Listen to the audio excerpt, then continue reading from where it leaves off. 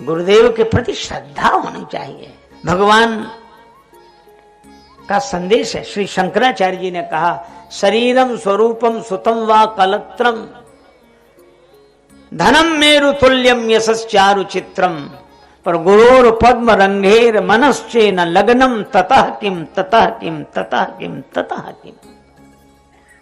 सुंदर शरीर हो, स्वरूप हो, पुत्र पत्नी परिवार आदि हो, सुमेरु पर्वत के समान धन हो, चारों तरफ यश हो, पर गुरुदेव के चरण कमलों में अगर मन नहीं लगा, ततः किम, फिर क्या है, क्या है, क्या है, कुछ नहीं।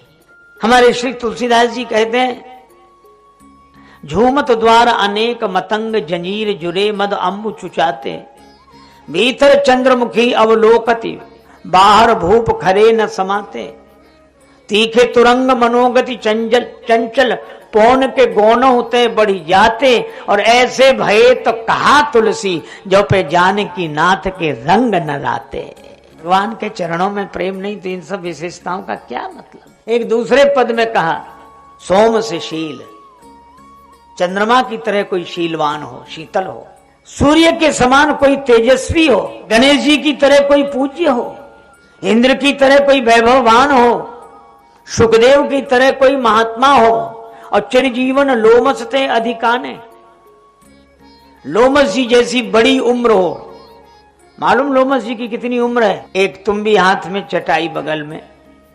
किसी ने कहा कि बाबा रहने को आश्रम नहीं बनाया। कहने लगे छोटी सी उम्र के लिए क्या आश्रम बनाना। कहा आप तो ऐसे करें जैसे आपको आपकी उम्र मालूम है। हाँ मालूम है। कितनी उम्र है? कहा हमारी शरीर में जितने बाल हैं ये सब झड़ जाएंगे, उसी दिन शरीर छूट जाएगा।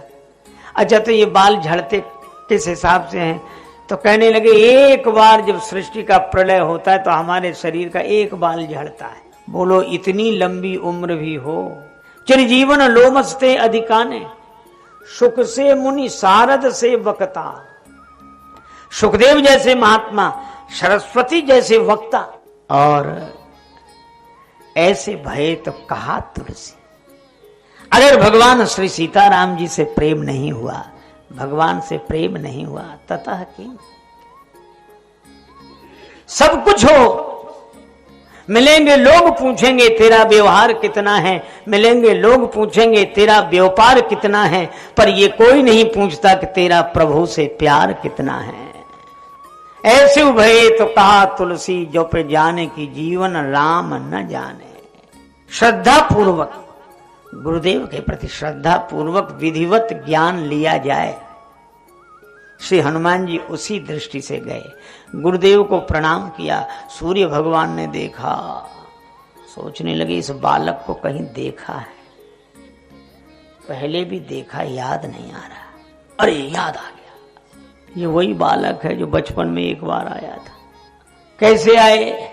महाराज आपसे पढ़ना चाहते हैं। सूर्य भगवान ने मन में सोचा कि ऐसे विद्यार्थी को पढ़ाना ठीक नहीं है। पढ़ते पढ़ते कब भूख लगा आवे, बचपन है तो वहां से यहाँ आ गया था, अब तो सामने ही बैठेगा। सूर्य भगवान ने कहा कि देखो हम तुम्हें पढ़ा नहीं सकते। कहा क्यों? हम एक जगह रहने वाले नहीं, सवेरे से शाम तक घूमते ही रहते हैं, ठहरते ही नहीं कहीं, तो तुम्हें कैसे पढ़ाएंगे। श्री हनुमान जी का निश्चय देखो, बातों में नहीं आए। हनुमान जी ने कहा कि पढ़ेंगे आपसे। बोले कैसे पढ़ोगे? हम तो घूमते फिरते गुरु जी हैं, चलते फिरते गुरु जी हैं। हनुमान जी बोले तो हम चलते फिरते विद्यार्थी बन जाएंगे, पर पढ़ेंगे आपसे। सूर्य भगवान ने सोचा ये तो गले ही पड़ गए। कहने लगे हमसे पढ़ नहीं सकते। कहा क्यों? अगर हम तुम्हारे आगे आगे चलेंगे तो हमारी पीठ तुम्हारी तरफ होगी, और तुम हमारे आगे आगे चलोगे तो तुम्हारी पीठ हमारे तरफ होगी। गुरु शिष्य जब तक आमने सामने ना हो कैसी पढ़ाई होगी? हनुमान जी ने कहा ये बात तो है। सूर्य भगवान बोले इसीलिए कह रहे हैं किसी और से पढ़ो, जाओ। नहीं पढ़ेंगे तो आपसे।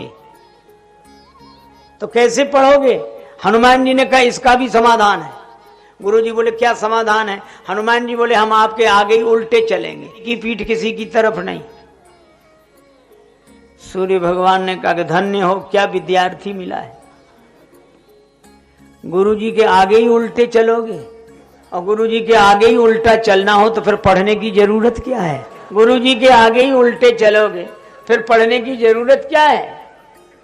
श्री हनुमान जी ने हाथ जोड़कर कहा कि गुरुदेव, अगर आपके आगे ही जीवन नहीं बदला तो फिर पढ़ने की जरूरत क्या है? जीवन बदलना चाहिए।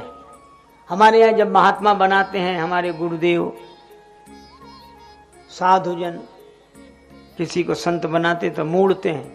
मोड़ो तक नहीं समझ पाए कि मुड़ने का क्या अर्थ। मुड़ने का बड़ा बढ़िया अर्थ है।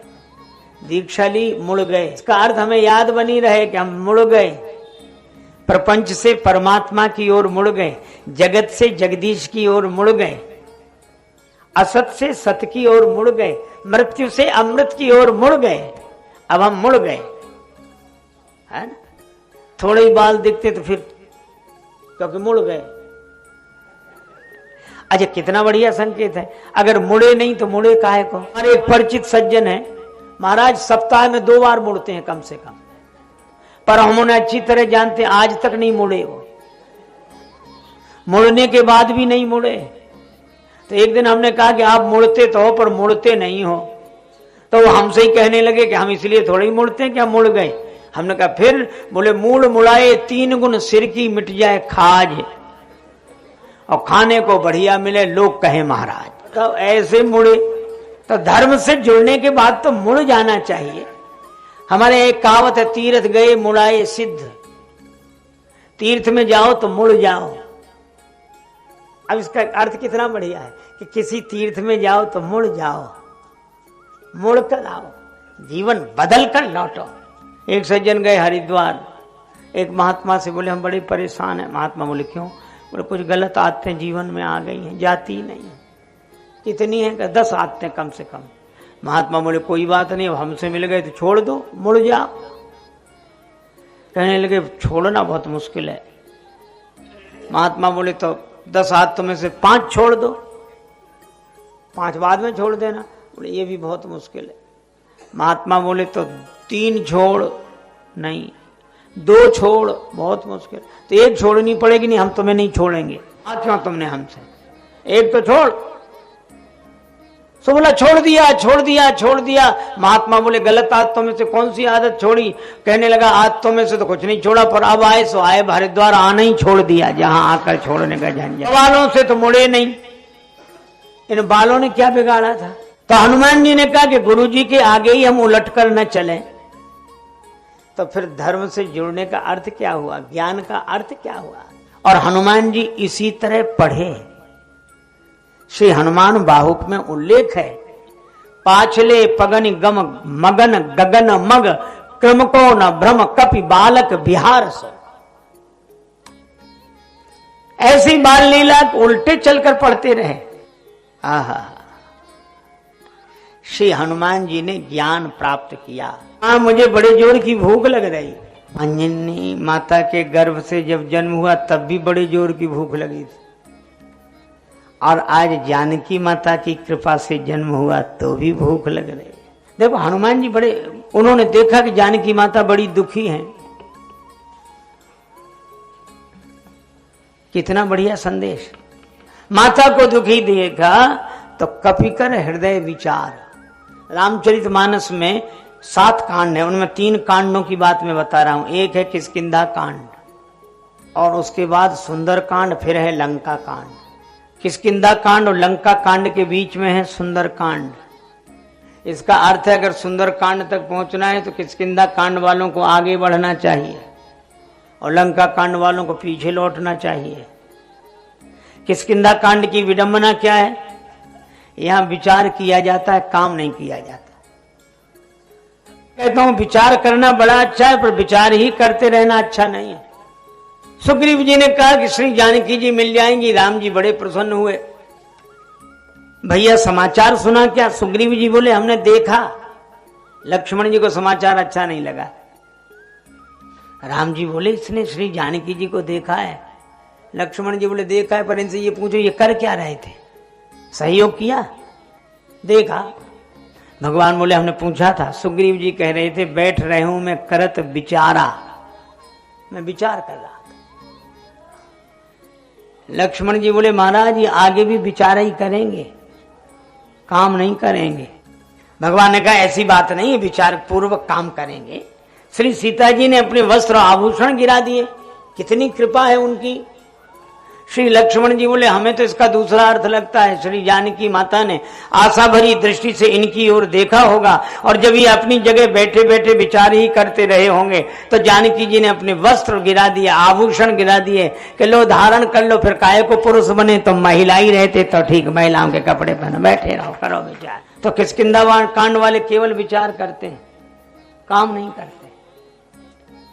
और एक अद्भुत बात है, लंका कांड वाले केवल काम करते हैं, विचार नहीं करते। ये लंका कांड की विडंबना है।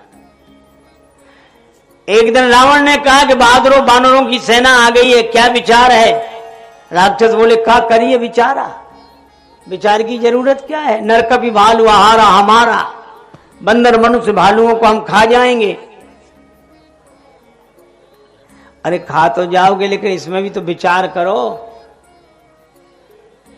राक्षस बोले जो खाने पीने में विचार करे वो राक्षस ही कैसा है। रावण का बेटा बैठा था प्रहस्त, उसने कहा पिताजी इनकी बातों में मत आओ, ये सब ऐसे ही बोल रहे हैं। राक्षस खड़े हुए कि हमारा अपमान है। प्रहस्त बोला अपमान नहीं कर रहा हूं मैं, एक बात पूछ रहा हूं। बोले बोलो। तुम सब बंदरों को खा जाओगे? बोले हाँ। कुछ दिन पहले एक बंदर आया था राम जी के दल से, और तुम्हारे देखते ही देखते उसने लंका जलाई थी। उस दिन तुम्हारा पेट खराब था, नहीं लगी थी,